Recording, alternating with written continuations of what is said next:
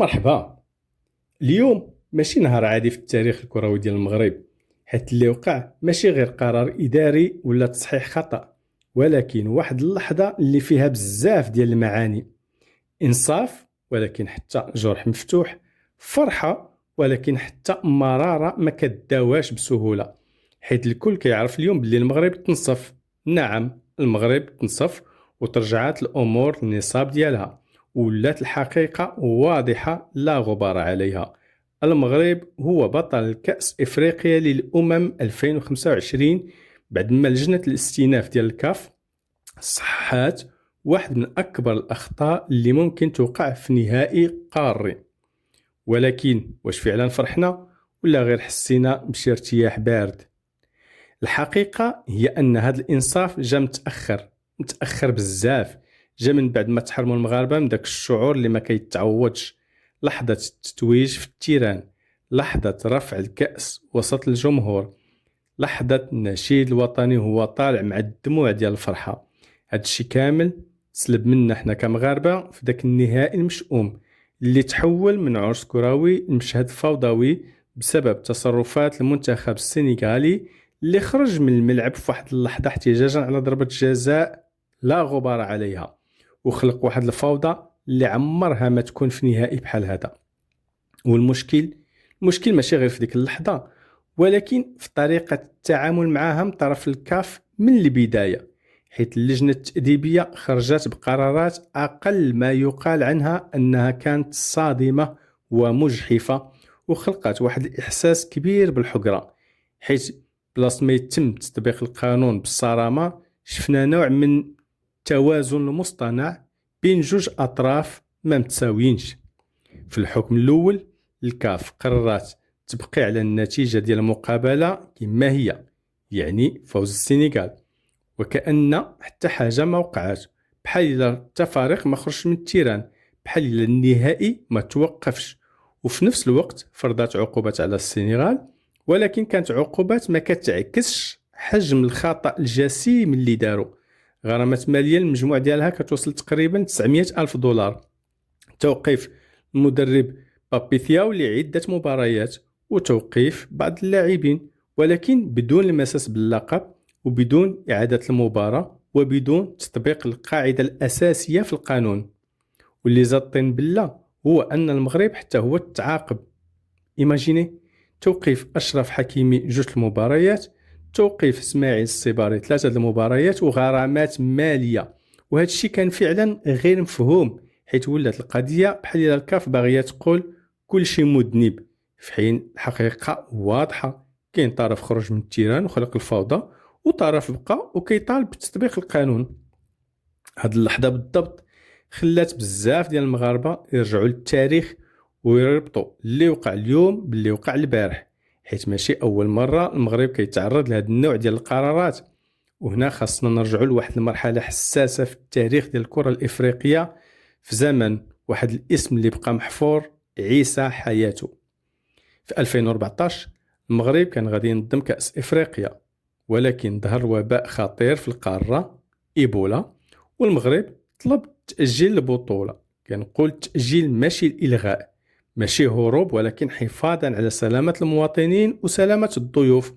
وهذا الشيء كان مبرر بقوة ظرف قاهر، ولكن الكاف ذاك الوقت تحت قيادة عيسى حياته رفضت الطلب بشكل قاطع وبطريقة ما فيها حتى مرونة، وقررت تعاقب المغرب بعقوبات قاسية جدا: إقصاء المنتخب المغربي من 2 نسخ ديال كأس إفريقيا، ديال 2017 وديال 2019، وغرامات مالية ضخمة وصلت تقريبا ل10 مليون دولار، وزيد عليها مطالبات بتعويضات إضافية أخرى بالملايين. هذا القرار في ذاك الوقت كان بمثابة إعدام كروي، ولكن المغرب ما سكتش ومشى لمحكمة التحكيم الرياضي طاس، ودخل في معركة قانونية طويلة، ولكن في الأخير ربحها، وربحها بامتياز. تم إلغاء الإقصاء وتم تخفيض الغرامة ل50 ألف دولار فقط. وهذا الشيء كان ضربة قوية للكاف ورسالة واضحة بلي المغرب ماشي الحلقة الأضعف. واليوم التاريخ كيعاود راسو، ولكن بطريقة مختلفة. حيث في ملف نهائي 2025 المغرب مرة أخرى صبر، احتج واستعمل القانون حتى وصل لمرحلة الاستئناف. وهنا تبدلت الأمور جذريا، حيث لجنة الاستئناف رجعت للنصوص القانونية الصريحة، خصوصا المواد اللي كتقول بوضوح أي فريق كيغادر أرضية الملعب بدون إذن الحكم كتعتبر منهزم. وهنا تم تطبيق القانون وانهزمت السنغال إداريا ومنح المغرب اللقب. وهنا كيبان الفرق بين قرار سياسي ارتجالي وقرار قانوني مبني على النص. ولكن القصة ما كتوقفش هنا، حيث السؤال الكبير هو كيفاش المغرب وصل لهذه القوة، لهذه القدرة أنه يفرض راسه. الجواب جزء كبير منه كاين في التطور اللي عرفته البنية التحتية والتنظيم الكروي في المغرب، خصوصا مع آخر نسخة ديال كأس إفريقيا اللي تنظمت في بلادنا، واللي كانت نقطة تحول حقيقية في تاريخ الكاف. هذه الدورة ما كانتش غير ناجحة، كانت استثنائية بكل مقاييس، من ناحية الحضور الجماهيري الملاعب كانت عامرة، الفينال بوحدو حضروا فيه أكثر من 66 ألف متفرج، ومن ناحية التنظيم كل شيء كان في مستوى عالمي، من النقل للإقامة للأمن للتقنيات الحديثة. ولكن الأهم هو الأرقام المالية والإعلامية، حيث الكاف حققت مداخل قياسية في هذه الدورة وصلت لأكثر من 120 مليون دولار من حقوق البث التلفزي والإشهار، مقارنة مع حوالي 80 مليون دولار فقط في نسخة كوت ديفوار السابقة. يعني ارتفاع كبير كيبين القيمة اللي زادها المغرب لهذه المسابقة. ومن ناحية المشاهدات، البطولة اللي تنظمت في المغرب وصلت لأكثر من 1.5 مليار مشاهدة عالميا، الرقم قياسي معمر الكاف وصلت ليه ولا حلمات به، في حين نسخة الكوت ديفوار كانت في حدود أقل بكثير. وهذا الشيء خلى كأس إفريقيا كتخرج من الإطار القاري وكتدخل بقوة للسوق العالمية. هذه القفزة النوعية خلت الكاف في موقف حساس، حيث ولات مطالبة تحافظ على نفس المستوى، وهذا الشيء ماشي سهل، خصوصا وأن بزاف ديال الدول الإفريقية كتلقى صعوبات في التنظيم، سواء من ناحية البنية التحتية أو التمويل. وهذا الشيء هو السبب اللي خلى الكاف كتلقى صعوبات في اختيار دول تنظم النسخ المقبلة وحتى 2028. وهنا كيبان باللي المغرب ما بقاش غير مشارك ولا مرجع، ولا هو السقف اللي خاص الاخرين يطلعوا ليه. ولكن وسط النجاحات خاصنا نرجعوا للسؤال ديال الموضوع: ماذا بعد؟ الجواب مازال ما كملش، حيث المرحله الجايه فيها بزاف ديال الرسائل، بزاف ديال الحسابات وبزاف ديال التحديات. الحقيقه ان المغرب في هذا الملف ما ربحش غير لقب، ربح موقع قوه، حيث الطريقة اللي تدبر بها هذه الأزمة كتبين بوضوح باللي ماشي غير منتخب قوي داخل التيران، ولكن دولة كتعرف كيفاش تلعب حتى خارج التيران. وهذا الشي بان من أول لحظة.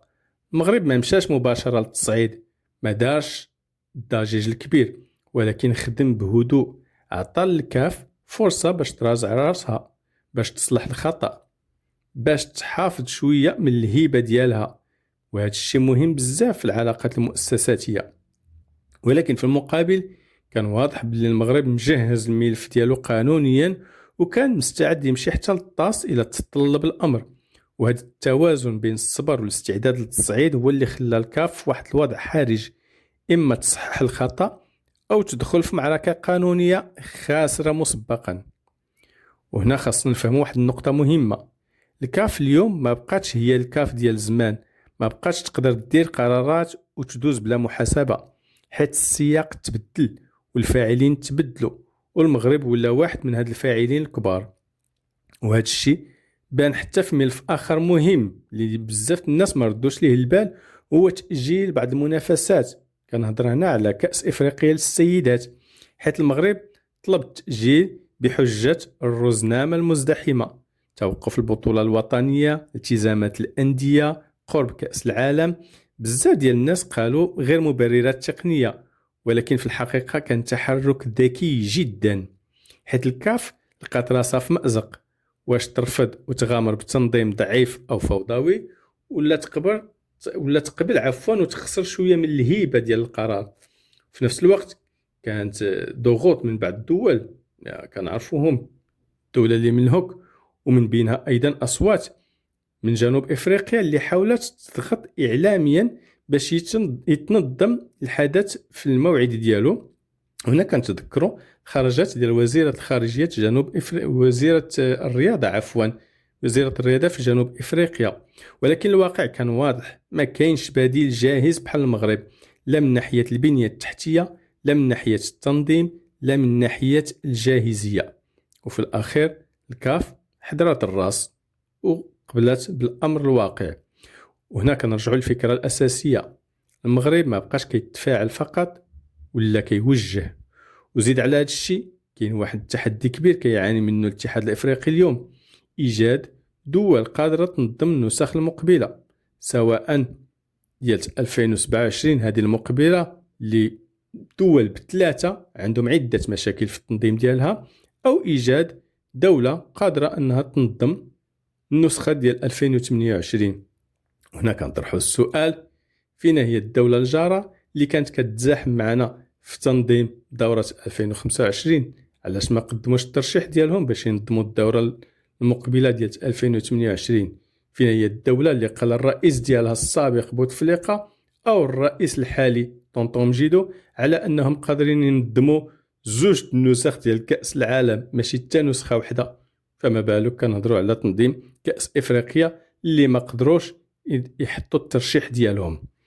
بزاف ديال الملفات كتعطل، دول كتنسحب، ودول اخرى ما كتوصلش للمعايير اللي المغرب رفع السقف ديالها عاليا.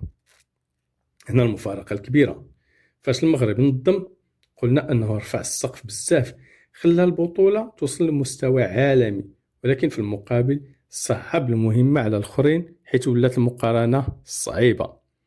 الكاف اليوم ولات كتقلب ماشي غير على شكون اللي ينظم، ولكن على شكون اللي يقدر يوصل لمستوى المغرب، وهذا الشيء صعيب بزاف. من جهه اخرى خاصنا نوقفوا عند نقطه مهمه بزاف، الارقام ماشي غير ارقام ولكن رساله. حيت ملي كتشوف ان المداخل ديال الكاف طلعت من حوالي 80 مليون دولار في نسخه كوت ديفوار اكثر من 120 مليون دولار في المغرب، وكتشوف ان المشاهدات وصلت لاكثر من 1.5 مليار مشاهد عبر العالم، كتفهم باللي المغرب ماشي غير حسن التنظيم ولكن حسن حتى القيمه التسويقيه ديال البطوله. وهنا كيولي السؤال، الكاف واش غادي تقدر تخلى بسهوله على واحد الشريك مهم بحال المغرب؟ الجواب واضح. نرجعوا للسؤال المركزي ديالنا، ماذا بعد؟ اولا خاصنا نفهموا بلي هذا الانتصار خاصو يتحول من رد فعل الى استراتيجيه، يعني ماشي غير نربحوا قضيه ونوقفوا، ولكن نبنيو عليها، نقويو الحضور ديالنا داخل اللجان، داخل مراكز القرار، داخل الكواليس اللي كتاخذ فيها القرارات. ثانيا خاصنا نرسخوا فكرة مهمة عند الأجيال، الحق ما كيتعطاش، الحق كيتخاد، ولكن ماشي بالعاطفة بل بالقانون، بالصبر وبالذكاء، وهذا الملف درس حي في هذا الشيء. ثالثا خاص المغرب يكمل في الاستثمار في التنظيم، حيث اليوم ولا عنده واحد رأس مال ثقة، أي بطولة تنظمات فيه كتنجح، وهذا الشيء خاصو يتحول لقوة ضغط إيجابية.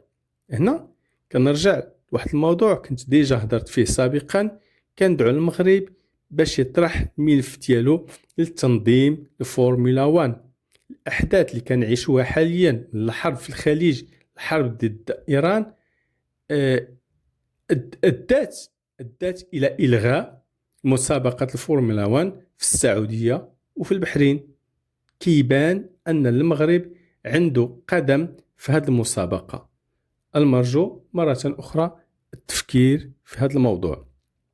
رابعا خاص حتى الجمهور يبدل النظرة ديالو، الكرة ماشي غير 90 دقيقة، راه حتى ملفات، علاقات، قرارات، صراعات، والمغرب اليوم داخل في هذه اللعبة الكبيرة. ولكن واخا كل شيء إيجابي خاصنا نكونوا واقعيين، التأخر في الإنصاف خلى جرح، وهذا الجرح ما كيداواش غير بقرار، خاصو إنجازات جاية، خاصو ألقاب واضحة ما فيها حتى جدل، خاصو السيطرة تخلي أي محاولة ظلم مستحيلة، حيث أقوى رد على أي ظلم هو أنك تولي قوي لدرجة ما يبقاش ممكن يظلمك حتى واحد. وفي الأخير إلا كان خاصنا نجاوبوا بجملة واحدة على ماذا بعد، نقولوا باللي المغرب خاصو ينتقل من مرحلة الدفاع على الحق ديالو لمرحلة فرض قواعد اللعبة، حيث اليوم ما بقيناش غير كنطالبوا بالإنصاف، اليوم ولا عندنا الإمكانيات باش نكونوا حنا الميزان. تبارك الله عليكم.